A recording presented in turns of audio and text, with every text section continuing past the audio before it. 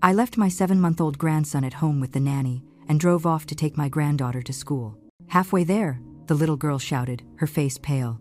"Grandma, we have to go back right now," I asked her. "Why?" "He's shaking," she stammered. I saw Dad put something into the baby's milk. My heart felt like it stopped.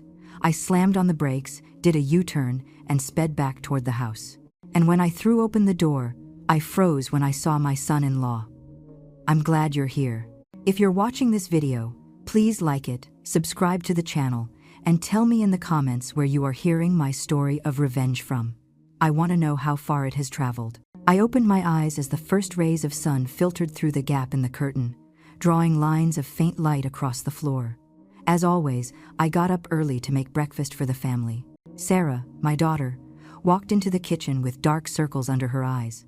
She had given birth to Leo only 7 months ago, and I knew the exhaustion of motherhood still weighed on her shoulders. Sarah picked up the cup of coffee I had just poured her, took a quick sip before setting it back down on the counter. "Mom, I'm heading out. I have an early meeting at the office today," she said in a husky voice, as if she hadn't gotten enough sleep the night before either. I looked at her, feeling a pang of sadness. My Sarah used to be a radiant girl, but now, the pressure of work and motherhood seemed to be draining all her energy. James, my son-in-law, walked in just then. "Let me make you some orange juice. Drive safely," he told Sarah in a gentle tone. He took an orange out of the refrigerator, cut it in half, and expertly squeezed it. I watched the scene with warmth in my heart. James always presented himself as an attentive husband and a dedicated father. I thought my family was lucky to have someone like him by my daughter's side. I took Leo from his bassinet. The little one squirmed restlessly in my arms. His bright eyes watched me as if trying to tell me something. I gave him some of the breast milk that Sarah had left in a small baby bottle in the fridge. He was a calm baby. He only murmured softly before falling asleep, his rosy cheeks resting against my chest. Every time I held him, I remembered the days when I carried Sarah. That feeling was like an invisible tie connecting me to the past. "Chloe, are you done? Let's go to school," I yelled. Chloe, my 5-year-old granddaughter, came running out of the living room, her small backpack bouncing on her shoulders. She had curly hair and big eyes, identical to her mother's. I took her hand, ready to drive her to the preschool.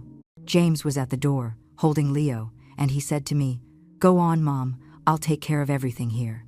I'll give the baby some formula today so you don't get so tired." He flashed a bright smile that gave me confidence. Jane, the housekeeper, was behind him, her head down, her hair covering almost all of her face. I didn't pay much attention. I just nodded and left with Chloe toward the car. In the car, I put on Chloe's favorite children's song, a cheerful tune she usually sang along to with me. But today she remained silent, huddled in her seat, her small hands clutching the seatbelt. I looked at her in the rearview mirror. Her brow was furrowed, as if she was hiding something. "Chloe, what's wrong? Aren't you happy?" I asked gently. She shook her head, but avoided looking at me, as if keeping a big secret. I didn't press her. I thought maybe she was just tired or didn't feel like going to class. Halfway there, the song ended, and silence filled the car. All I could hear was the low hum of the engine and the wind coming in through the slightly open window. Suddenly, Chloe clung to my sleeve, her little fingers trembling hard. "Grandma, let's go back, please," she said in a shaky voice, as if holding back tears. I turned my head and saw her pale face, her eyes wide, filled with fear and about to cry. I felt a knot in my chest. "What is it, Chloe? Tell me what's happening," I pleaded, trying to stay calm even though my heart was starting to pound fiercely. Chloe suddenly screamed, her voice cracking, almost sobbing. "Grandma, we have to go back right now. I saw Dad put something in my little brother's milk, a little spoon with white powder." Her words were like a knife tearing through my heart. I froze, my hands rigid on the steering wheel. White powder in Leo's milk? No, it couldn't be, I told myself. But Chloe's trembling voice and terrified gaze wouldn't let me dismiss it. Without thinking, I slammed on the brake. The car stopped abruptly on the side of the road, causing another vehicle behind to honk loudly. I didn't care about the shouts or insults from the other drivers. With an almost instinctive movement, I wrenched the steering wheel and made a sharp U-turn, the tires squealing against the asphalt. "Grandma, faster!" Chloe sobbed, clinging to the seat with her shaky little hands and her face contorted with fear. I floored the gas pedal, heading back home as fast as I could, my mind blank with only one thought pounding in my head. I had to get to Leo. The gate to the house was still open, as if waiting for me. I drove into the driveway at full speed, left the engine running, and ran toward the door. Chloe was right behind me, her small footsteps echoing on the tile floor. The house was completely silent, a silence so profound it was terrifying. I couldn't hear Leo crying, or any laughter, or any familiar sound. A shiver ran down my body, as if I had entered a strange place. I pushed open the living room door, my heart pounding in my chest. James was sitting on the sofa, holding Leo. He looked up and smiled at me. "Mom, you're back early?" "I'm giving the child his milk," he said in a calm voice, as if nothing was wrong. Leo rested in his lap, with rosy cheeks and closed eyes, apparently asleep. On the end table was a still warm baby bottle, half full. The instinct of a mother, of a grandmother, screamed inside me, but I didn't know what to do with that premonition. I picked up the bottle, shook it gently, looking for a sign, something that would confirm or deny Chloe's words. James was still there, not erasing his smile, and he asked me, "Is something wrong, Mom?" His look was so serene, so natural, that I started to doubt myself. Could I trust what a 5-year-old had said? Maybe she had been confused. Maybe it was just milk powder, I repeated to myself. I put the bottle down on the table and stammered, "No, nothing. I just forgot something." I didn't dare look at Chloe, who was hiding behind me, her hands still trembling. That night, the house was submerged in a thick quietness, broken only by the tick-tock of the kitchen clock. I sat in the old wooden chair where I had sat so many times, with a cup of cold tea in my hands. The yellow light from the bulb fell on me, casting an elongated shadow on the floor. I waited for Sarah to come in. She was carrying a cup of herbal tea, the kind she always drank to relax after difficult days. When she sat across from me, I felt my heart tighten in my chest. I took a deep breath, trying to organize the thoughts that were pounding in my head. "Sarah, I have to tell you something," I began, in a low, cautious voice, as if I feared breaking the fragile calm that enveloped us. She looked up, her eyes tired, not saying a word, and nodded gently, inviting me to continue. I told her everything, every detail, as if I were reliving the terrifying scene I had experienced that morning. Chloe's words, the little girl's screams in the car, the chilling silence of the house when I ran toward it, and James's calm smile.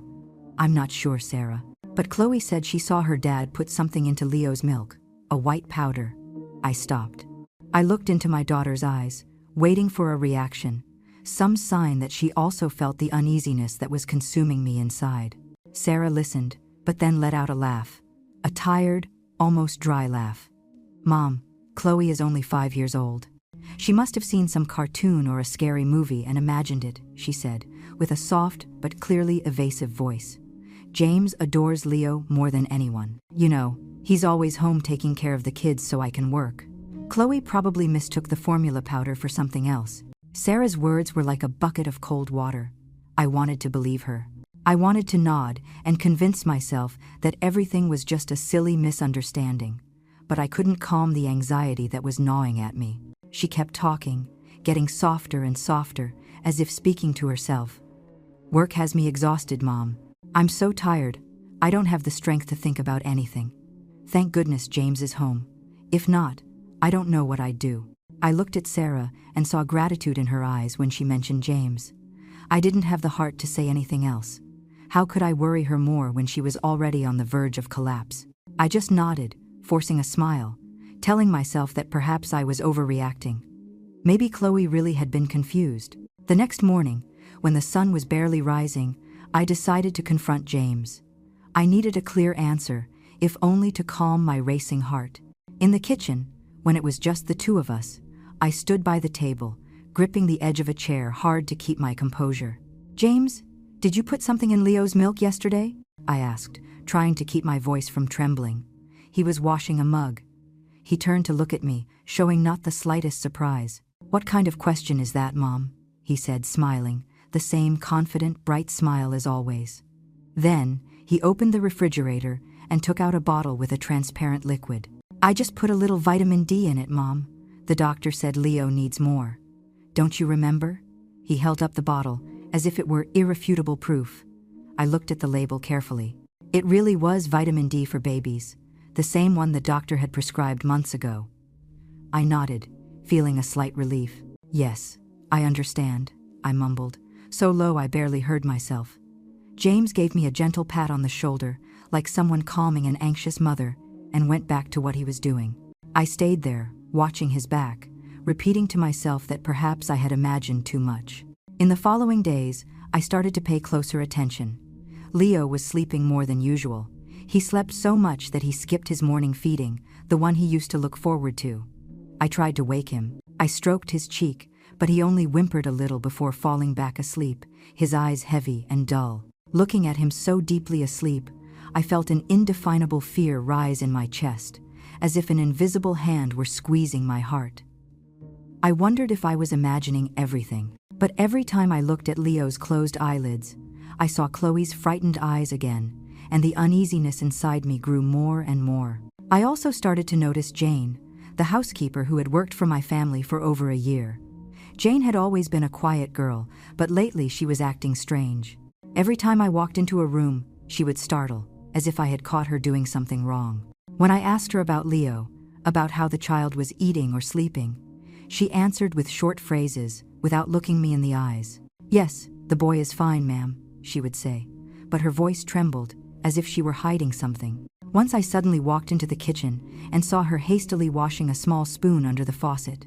When she saw me, she was so startled that she dropped it on the floor. The sound of the metal hitting the tiles echoed sharply. "Why the rush, Jane?" I asked, trying to stay calm. "It's nothing, ma'am. It was just dirty," she stammered, picked up the spoon, and almost ran away. I couldn't stop thinking about that little spoon. Why had something so insignificant made her so nervous? I checked the trash can in the kitchen, hoping to find some trace of the white powder Chloe had told me about, but I only saw vegetable scraps and common trash. I re-examined the vitamin D bottle James had shown me. I opened it, smelled it, and even tasted a drop.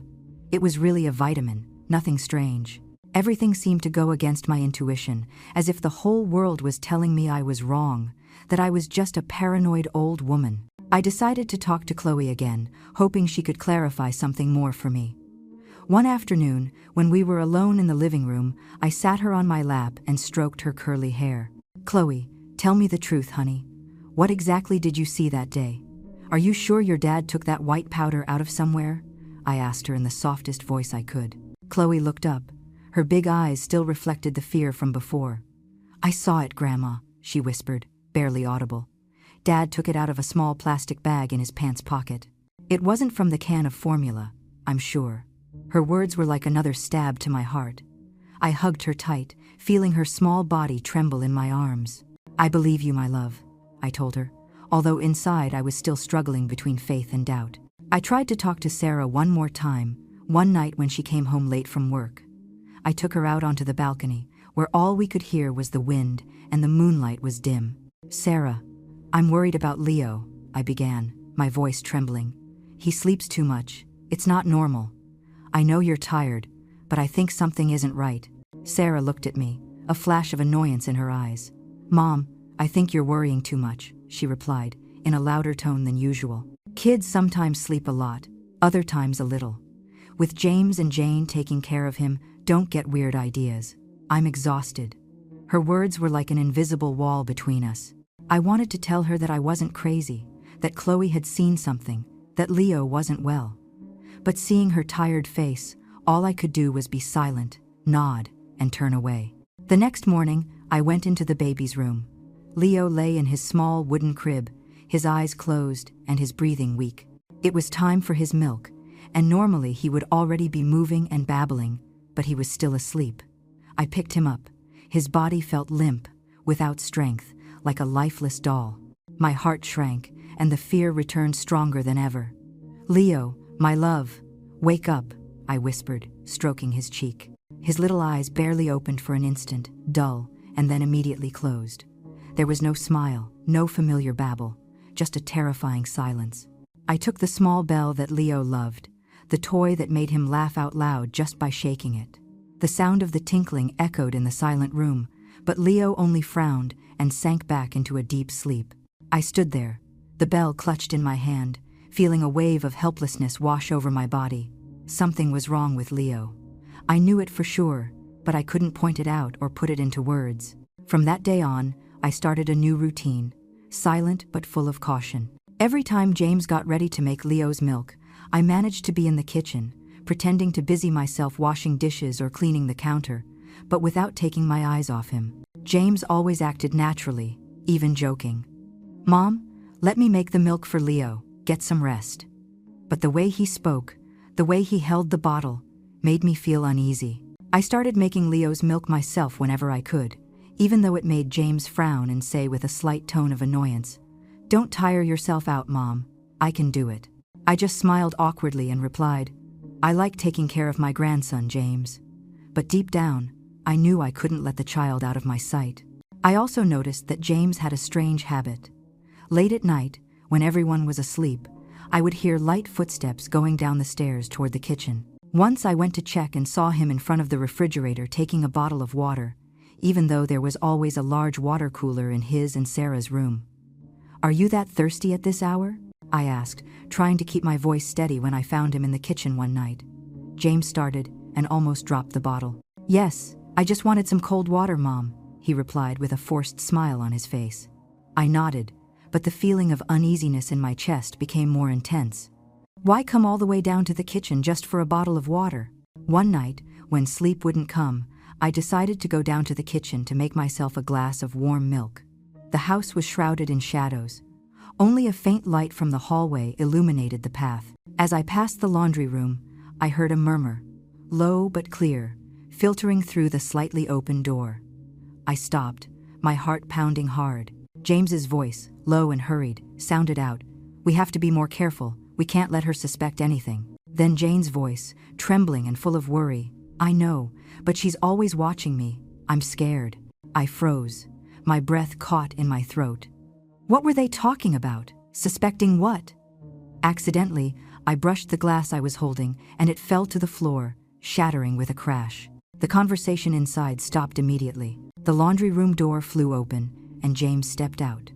His face showed surprise for an instant, but he quickly regained his composure. "Still awake, Mom?" he asked in a soft voice, as if nothing had happened. "Jane told me the washing machine was making noise." I was checking it. Jane was behind him, wringing her hands, her eyes fixed on the floor, not daring to look at me. "Yes, I couldn't sleep. I came down for some milk," I replied, trying to keep my voice from shaking. But inside, I knew they were hiding something from me. That conversation wasn't about a washing machine. I was completely sure of that. Dinners at home started to become suffocating. Sarah sat at the head of the table, her face tired and dark circles marked by the endless days of work. James showed exaggerated concern for her, putting food on her plate over and over again, with a honeyed voice. "Eat a little more. You've been too thin lately." But I noticed that, from time to time, his gaze drifted toward Jane, who was quietly cleaning in the corner of the kitchen. Jane always kept her head down, although sometimes she would lift it, and I could catch the quick exchange of glances between the two. It wasn't the look of a boss and his employee. It was something deeper, more secret, and that chilled my heart. Chloe had also changed. Before, she was a talkative child, always telling stories about school, but now she usually stayed quiet in a corner of the living room, hugging her old doll and playing alone. Sometimes I saw her look at her father and Jane with fear, as if trying to hide a secret too big for her age. "Chloe, come with Grandma," I would call her, trying to coax her out of her small world. But she would only shake her head, her big eyes looking at me, as if she wanted to say something but didn't dare. "I'm fine, Grandma," she would whisper, and bend over her doll again. I tried to liven up the conversations during dinner, asking Sarah about her work, about her new projects. "How's work going, honey? Anything interesting?" I would say, hoping to break the awkward silence. But Sarah replied with few words. "Everything's fine, Mom. Just very busy." And the conversation would die again, leaving only the sound of cutlery hitting the plates and the noise of Jane stacking the dishes in the background. Sometimes James would chime in, telling a funny story about Leo, but his tone sounded fake, as if he were trying to distract me. That house, which was once full of laughter and conversations, now only held evasive glances and lies disguised as courtesy. Sunday morning, the light of dawn filled my small kitchen with brightness. I sat next to a cup of already cold coffee, looking out at the patio where James was standing, his hands on his hips and his face tired. "Mom, I'm too stressed," he sighed in a low voice, as if the whole world weighed on his shoulders. "I have an important appointment tomorrow, and the car is a mess. I don't have time to take it to the car wash." I got up, leaving the cup on the table, a knot in my chest. "Leave it. I'll clean it for you. You rest," I told him in a soft but determined voice. I wanted to do something, anything, to ward off the feeling of helplessness that had been consuming me for days. James shook his head, wanting to refuse my help, but I insisted, holding out my hand for the keys. In the end, he handed them to me with a smile. "Thanks, Mom. You're too good to me." I went out to the driveway and opened James's car, a silver SUV he used to take Chloe to school. A smell of old coffee and damp papers hit me when I sat behind the wheel. I started cleaning from the front seats, vacuuming the crumbs, wiping the stained dashboard with a cloth. The car was truly messy, with empty coffee cups rolling on the floor and crumpled papers in the glove compartment. I worked slowly, as if wanting to prolong the moment to think. When I moved to clean the back seat, where Chloe usually sits with her small backpack, I discovered a black nylon bag deeply hidden under the seat. It was tucked right into the corner, as if someone had deliberately concealed it. Out of curiosity, I took it out and opened it. Inside was a dark red dress, made of shiny satin, that gleamed under the sunlight coming through the car window. The design was daring, with a deep neckline and a fitted waist, totally unlike Sarah's simple style. She liked comfortable clothes, usually shirts and jeans.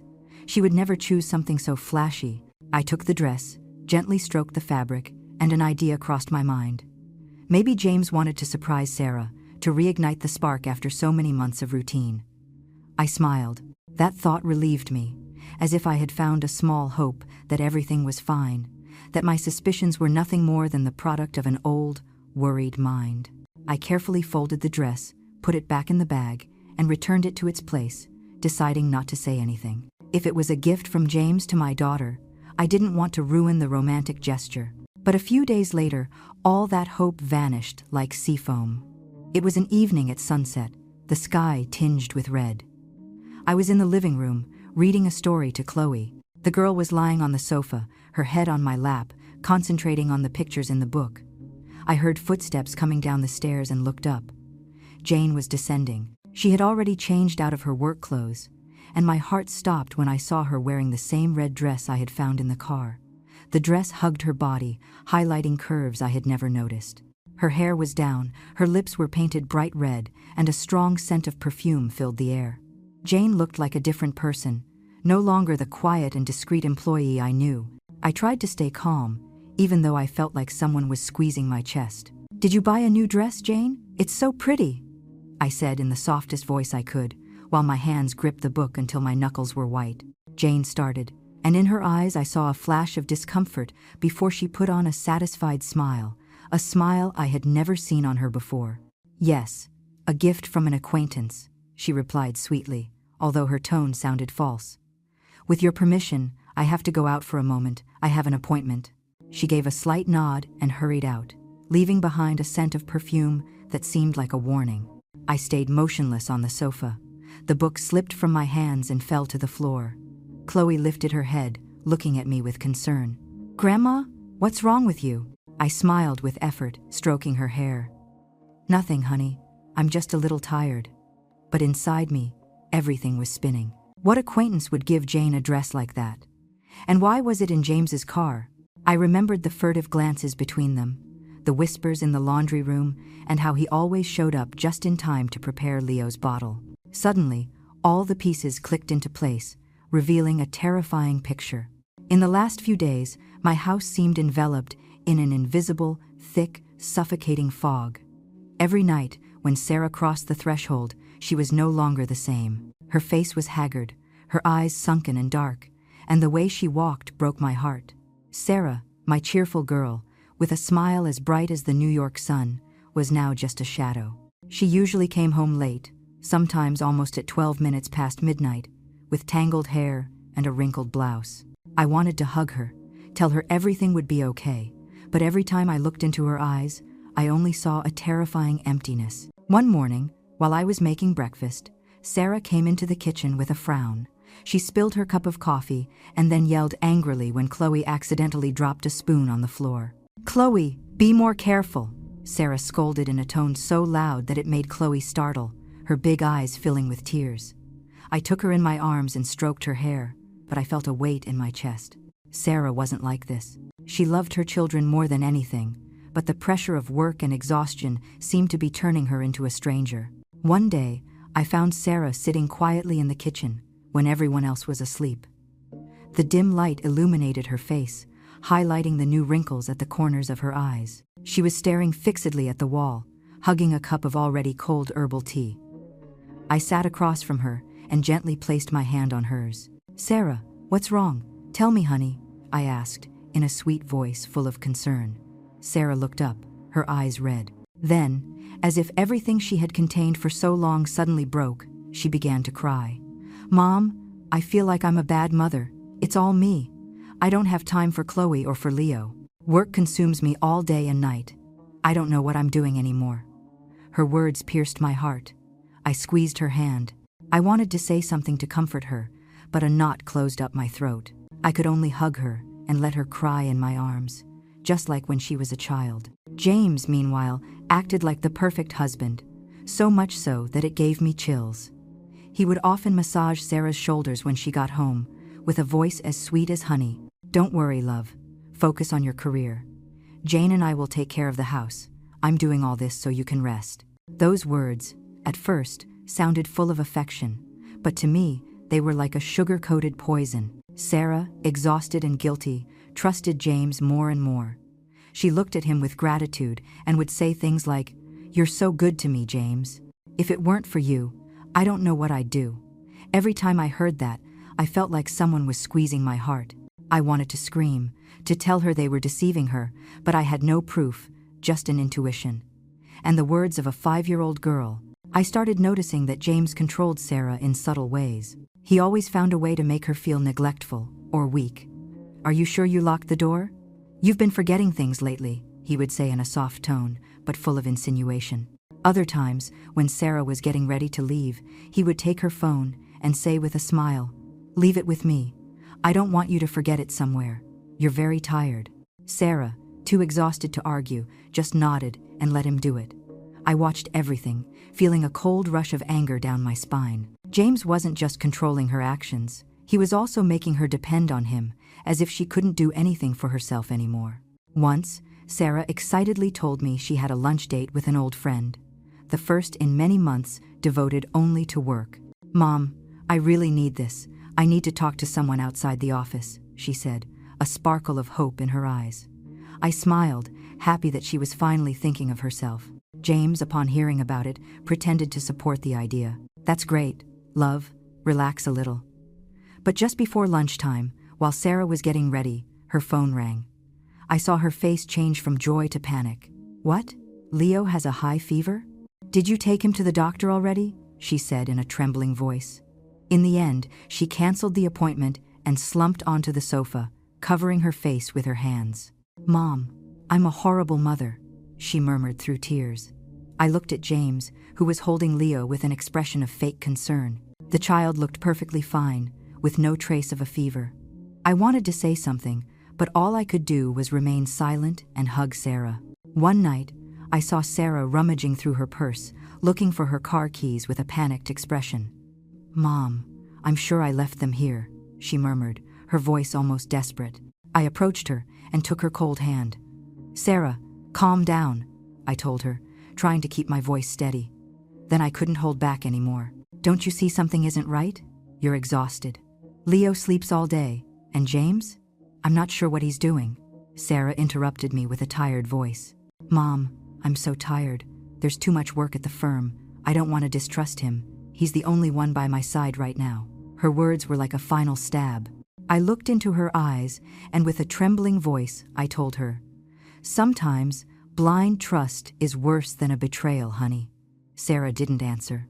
She just stayed silent, with tears running down her cheeks.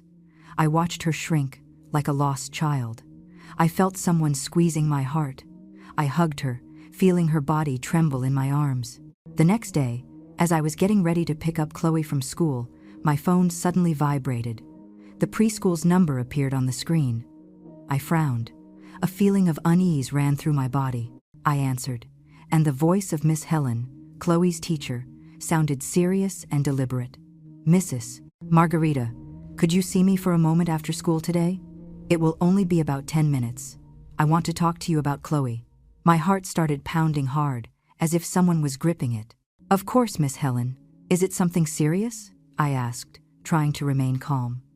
"Not exactly, but I think you should know about it," she replied cautiously.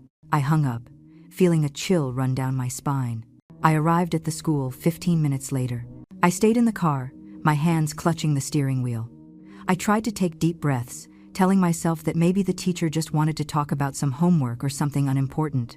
But the instinct of a mother, of a grandmother, told me it wasn't that simple. Miss Helen greeted me at the classroom door. Her smile was kind, but she couldn't hide the concern in her eyes. She invited me into the teacher's lounge, where only a few empty tables remained and a faint smell of chalk hung in the air. She offered me a glass of water and sat across from me, her hands clasped. "Mrs. Margarita, I don't want to alarm you," she began softly. "But lately I've noticed several changes in Chloe. She's quieter, easily startled, and often stays alone during recess. I've tried to talk to her, but she just shakes her head and doesn't say anything."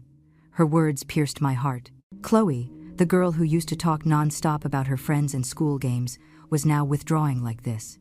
I nodded, trying to keep calm, although my hands trembled as I held the glass. "Do you think something is affecting her?" I asked in a husky voice. Miss Helen sighed and took a drawing from the drawer, handing it to me. "This is the drawing Chloe made today in art class. The theme was my family," she said, looking at me pointedly. I took the paper.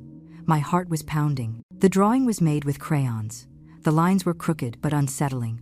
In the center was a crib, with a tiny baby lying inside, its eyes closed. But around the crib were not the parents or relatives, as I expected. They were two human figures painted completely black, from head to toe, like sinister shadows. They had very long arms, thin as dry branches, reaching toward the baby in the crib.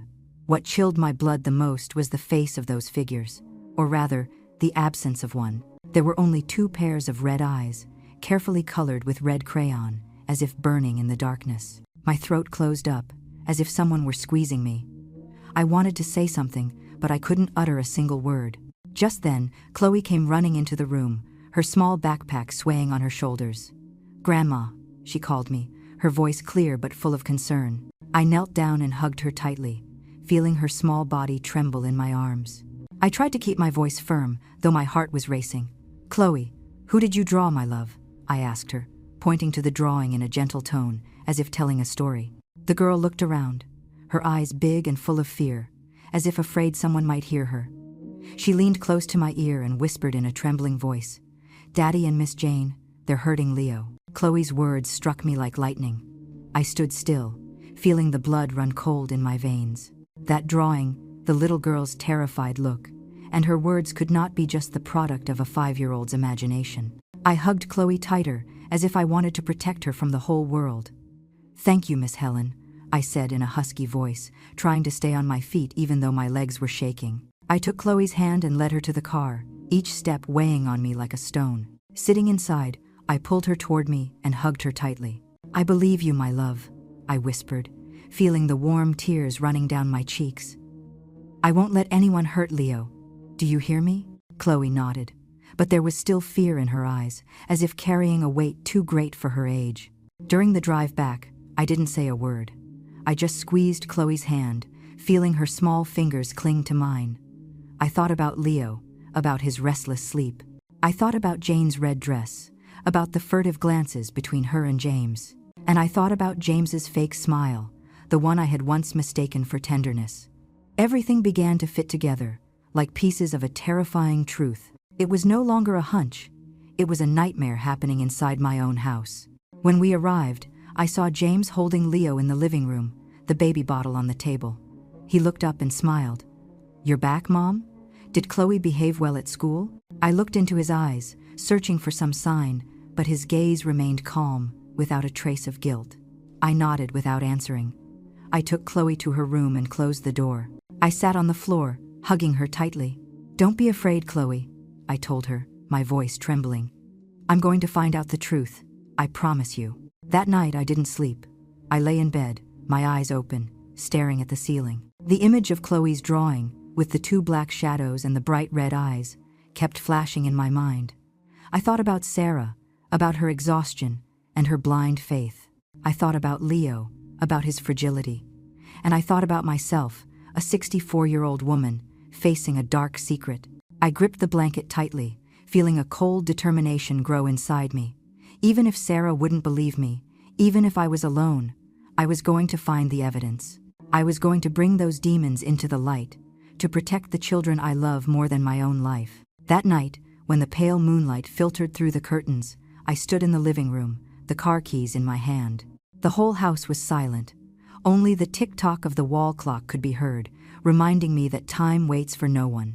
I told Sarah I was going to see an old friend, a lie I had to utter in the calmest voice possible. "I'm going out for a bit and I'll be back soon, honey. Get some rest," I told her, forcing an awkward smile. Sarah just nodded. Her tired eyes met mine for a moment before she looked back at her phone. I walked out the door, feeling like I was crossing into another world, one in which I was no longer a kind grandmother, but a woman about to face a terrifying truth. I drove through empty streets, the streetlights reflected on the windshield like diffused shadows. I arrived at a small electronics store on the outskirts, where I knew they sold all kinds of devices without asking too many questions. I chose a hidden camera, the smallest one I could find, disguised as a digital alarm clock. The salesman, a young man with messy hair, looked at me curiously. "What do you need this for, ma'am? Are you going to spy on someone?" he asked, half joking, half serious. I barely smiled and replied, "Just to feel safe. There are a lot of people in the house." I paid and held the small box in my hands, feeling that it weighed more than it should. It wasn't just a device. It was my last hope to uncover the truth. That night I couldn't sleep a wink. I lay in bed, staring at the ceiling, my mind full of images of Chloe's drawing, Jane's red dress, and Leo's strange sleep. I waited until almost 2 o'clock in the morning, when the whole house was deeply asleep. My heart was pounding hard. Every beat seemed to push me to act. I walked down the stairs slowly, taking care not to make a sound. The house was dark, illuminated only by the faint light of the hallway. I went to the living room, where James's sofa was. He used to sit there holding Leo, with that fake smile that I once believed was sincere. I placed the clock on the mantelpiece and adjusted the angle so the lens pointed directly at the sofa. My hands were trembling so much that I almost dropped the device, but I gritted my teeth and plugged the cord into the outlet. A small light flickered once and went out. It was working. I stood there, in the darkness, looking at the clock as if it were my only ally in this war. "Please, show me the truth," I whispered, so low that I couldn't even hear myself. The next 3 days were the longest of my life. I had to act completely normal, as if nothing was happening. I continued smiling and talking to James. I kept asking him about his work, although every word that came out of my mouth was like a stab in my own chest. "How is Leo today, James?"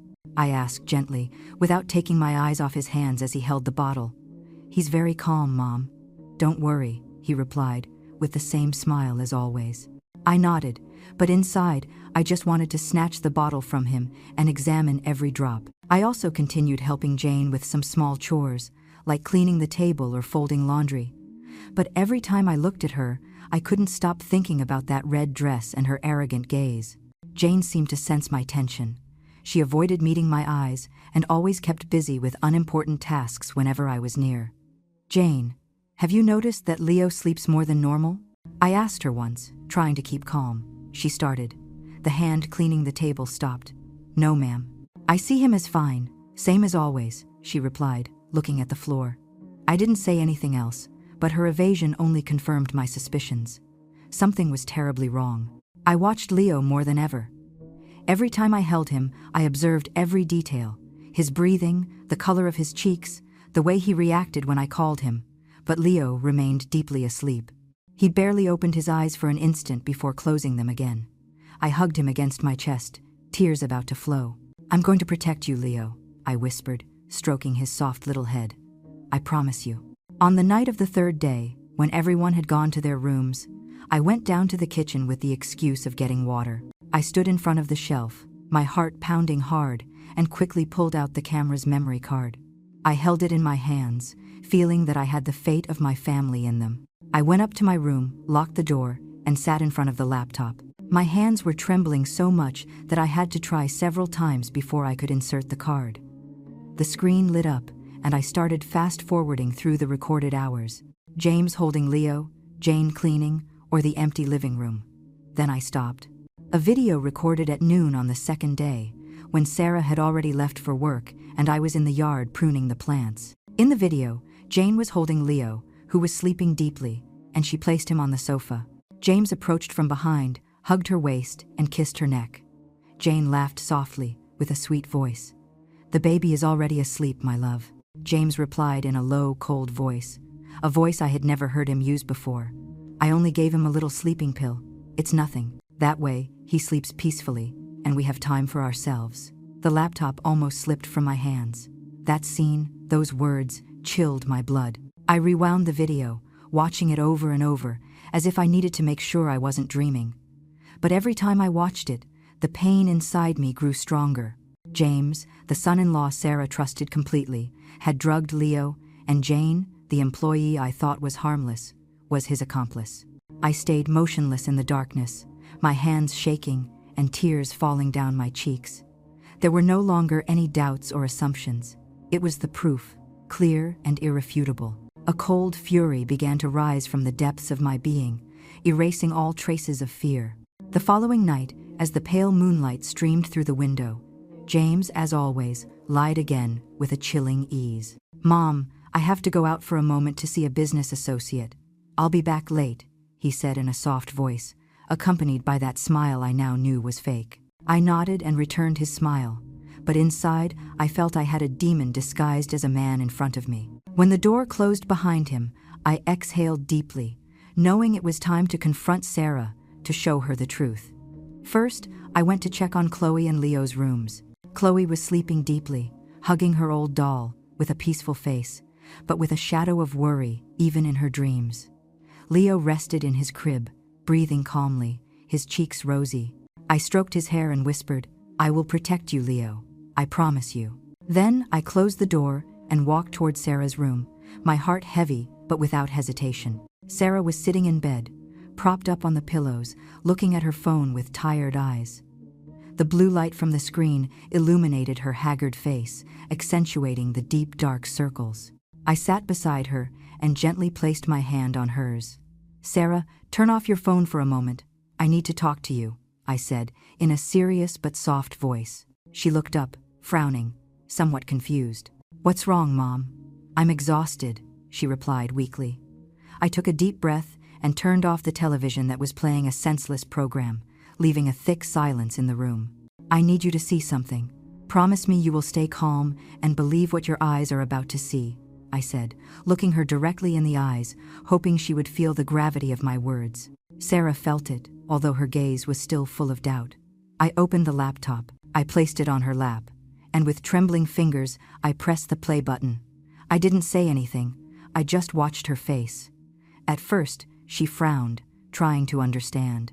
But when James appeared hugging Jane and kissing her neck, the color drained from her face, and her lips began to tremble. I watched her grip the blanket tightly, as if clinging to something so as not to fall apart. Then, James's voice sounded cold and cruel. "I only gave him a little sleeping pill. It's nothing. That way, he sleeps peacefully, and we have time to be together." Sarah opened her mouth, putting a hand to her lips, unable to believe what she was hearing. She looked at me with eyes full of terror, like a child begging to be told that everything was just a nightmare. "This is set up, isn't it, Mom? It can't be. James wouldn't do something like that." Her voice cracked, almost on the verge of tears. I remained silent, shaking my head, feeling my heart break at the sight of the pain in my daughter's eyes. Sarah played the video again, over and over, as if trying to convince herself that she had seen wrong. Every time James's voice sounded, her body trembled more. Suddenly, she let out a strangled cry, as if her whole world had collapsed at once. She doubled over, hugging her head, trembling uncontrollably. "No, it can't be," she muttered through sobs. I rushed to hug her, calling her name. "Sarah, calm down, I'm here." But before I could hold her, her eyes rolled back and she collapsed onto the bed, unconscious. I was terrified. My heart pounded hard in my chest. "Sarah, honey," I screamed, shaking her shoulders hard, but she didn't respond. My hands trembled as I dialed 911, my voice breaking when I spoke to the operator. "My daughter, she fainted. Please, come quickly."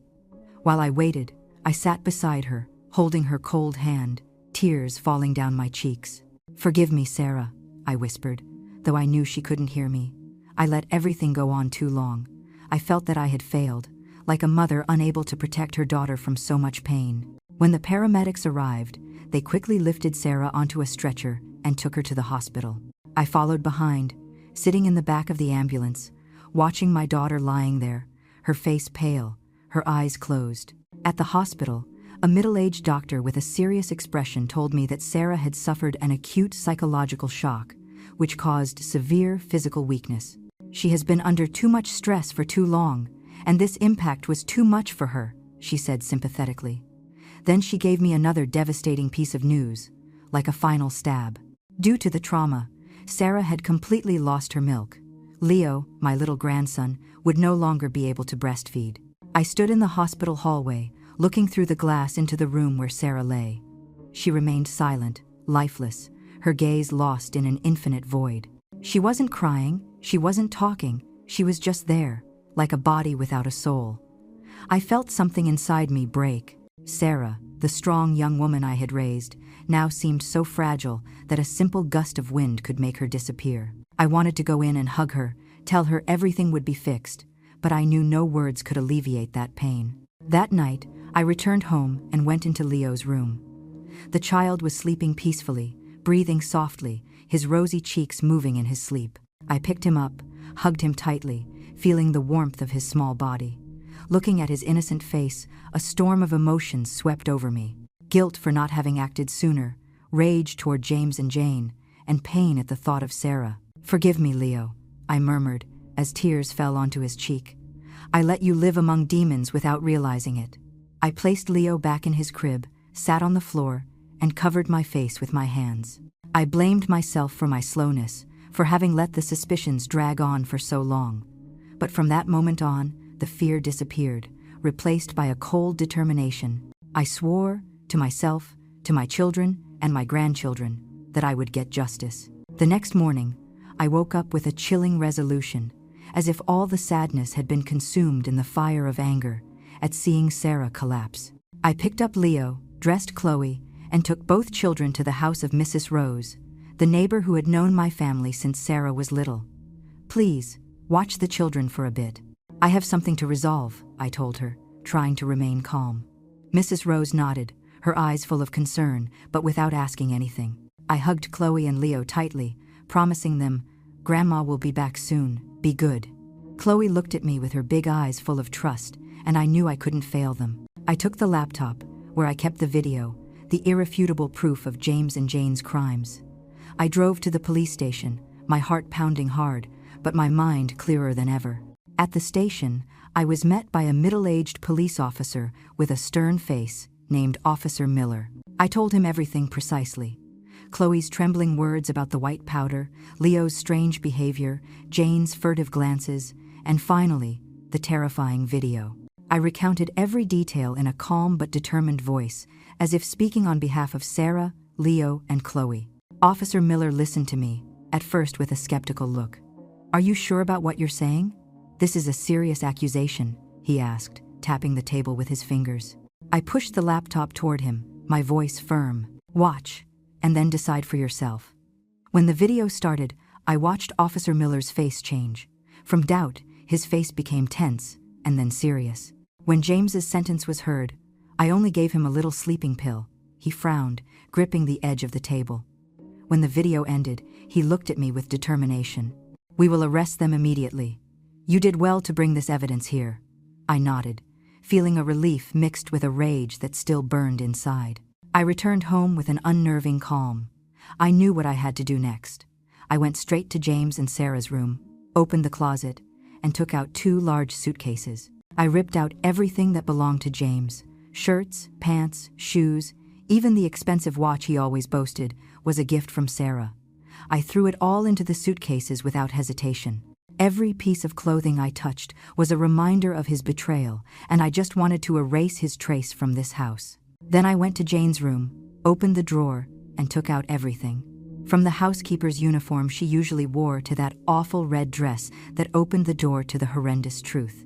I threw it all into black trash bags, as if I were cleaning up the garbage of my life. The more I disposed of, the more relief I felt, as if I were regaining control of the house I built with all my heart. I dragged the suitcases and trash bags out to the front yard and threw them to the ground without mercy. The thud of the suitcases against the brick echoed sharply, like a declaration that the era of James and Jane in this house was over. I stood at the door, arms crossed, waiting. I wanted them to see this, to understand that they no longer had a place in my family. Just as I predicted, in the middle of the afternoon, James's car pulled into the driveway. He and Jane got out, laughing and talking as if they had no worries. But their smiles faded when they saw the pile of belongings in the yard. James froze, then turned his furious gaze toward me. "What the heck are you doing, Mom?" he screamed, lunging toward me, his face completely red. Jane stayed behind, pale, her hands on her chest as if trying to contain her panic. I stood tall, looking him in the eyes, my voice cold as ice. "I'm taking the trash out of the house. You two, disappear before I go crazy." My words sounded sharp, without hesitation. Before, I was afraid, I doubted myself. But now, I was left with only anger and determination. Jane backed away and hid behind James, not hiding her fear.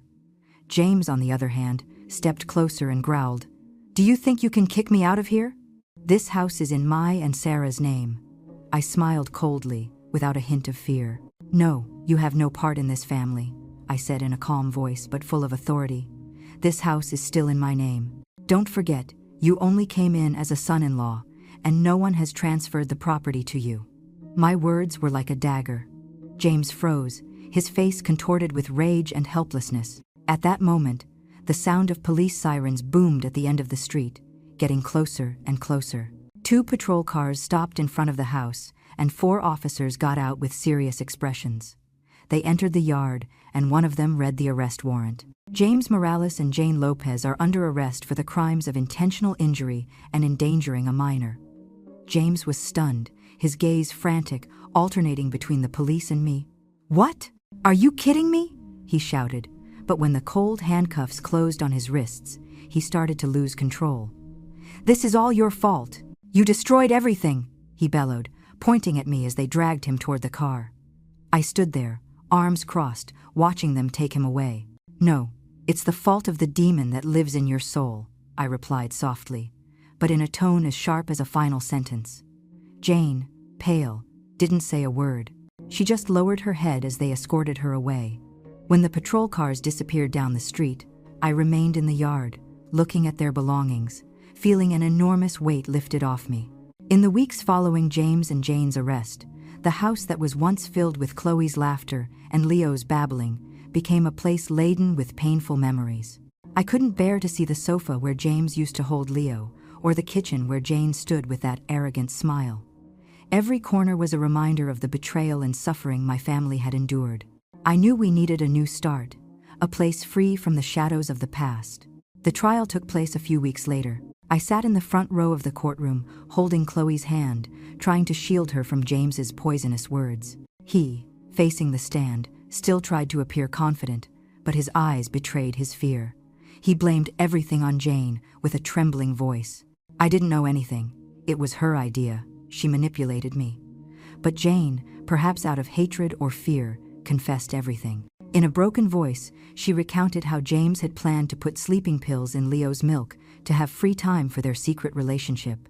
Her statement was like a final stab that tore off James's mask. He was sentenced to 12 years in prison for intentional injury and endangering a minor. Jane, for her direct and repeated participation, received a sentence of 14 years. When they were taken away, I didn't look at them. I just squeezed Chloe's hand, feeling the warmth of her small palm, and knew that justice had been served. Selling the house was not an easy decision, but I knew it was necessary. Every brick, every window held the echoes of those days of horror. Sarah and I sat talking about it through tears. "Mom, I can't keep living here," she said in a weak but determined voice. "I want my children to grow up in a place where the ghosts of the past don't exist." I nodded and hugged her. We found a cozy little apartment in a quiet neighborhood, with trees and a park nearby. It wasn't big, but it was warm, with cream-colored walls and wide windows that let in the light. When we moved in, I stood in the middle of the empty living room, watching Chloe run and Leo crawl, feeling a peace I hadn't known for a long time. This would be the place where we would start over. Sarah, after the psychological shock, had to go through a long period of treatment. In the first few days at the hospital, she barely spoke, just lay there with an empty gaze. I visited her every day, brought her favorite meals, and told her stories from her childhood, hoping to bring her back. But Sarah just nodded, her gaze distant, as if trapped in a world I couldn't reach. I felt helpless, but I didn't give up. I sat beside her, took her hand, and whispered, "You are the strongest girl I know. You will overcome this. I have faith in you." Little by little, Sarah began to change. One morning, when I arrived at the hospital, I saw her flipping through a children's book I had brought her. She looked up and smiled weakly. "Mom, I miss Chloe and Leo," she said in a husky voice. It was the first time she had mentioned her children with a little warmth. Then, one day, when they brought Leo to visit her, the child took his first steps toward his mother, his little hands outstretched as if wanting to hug her. She burst into tears, knelt down, and hugged him tightly, with a smile on her lips for the first time in months. Seeing that scene, I couldn't hold back my tears either.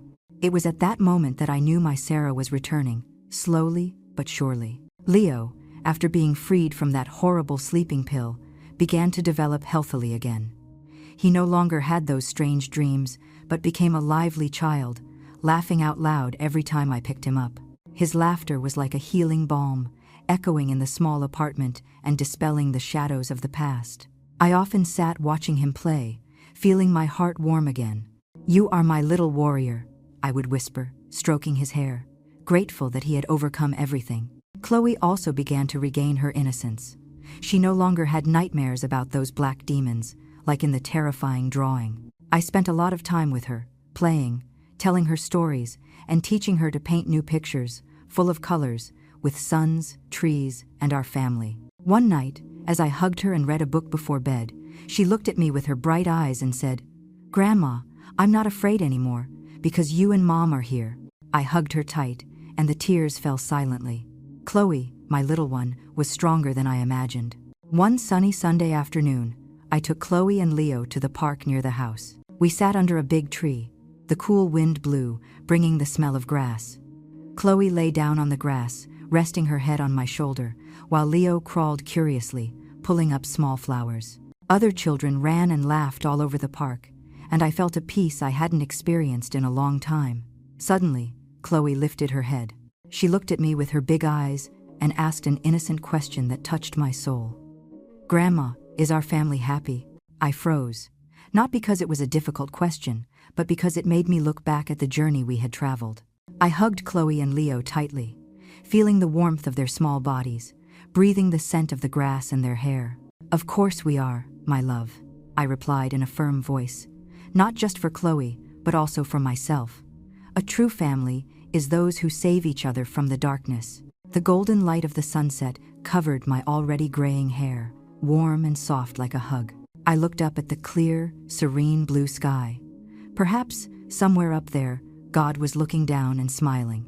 I don't know what the future holds, but I know that as long as I have Sarah, Chloe, and Leo by my side, I will continue fighting, I will continue loving, and I will continue building the happiness of my family. The storm has passed, and the light, although small, has returned. After everything we have been through, I just want to leave you with one message. Never remain silent against the voice of your heart. The intuition of a mother, of a grandmother, is sometimes the only thing capable of seeing the darkness behind fake smiles. If I had trusted the truth sooner, maybe my daughter wouldn't have fallen, and my grandchildren wouldn't have had to live in fear. Love is not just trust. It is also courage, the courage to face things, to protect your loved ones, even if you have to go against the world, because sometimes silence is the greatest sin. The story you have just heard has changed names and places to protect the identity of the people involved. We are not telling it to judge, but with the hope that someone listens and stops to reflect. How many mothers are suffering in silence inside their own homes? I truly wonder. If you were in my shoes, what would you do? Would you choose to keep quiet to maintain the peace, or would you dare to face everything to reclaim your voice? I want to know your opinion, because every story can be a candle that lights the way for someone else. God always blesses, and I am sure that courage will lead us to better days. For now, on the final screen, I will leave 2 of the channel's most beloved stories. I think they will surprise you. Thank you for staying with me until this moment.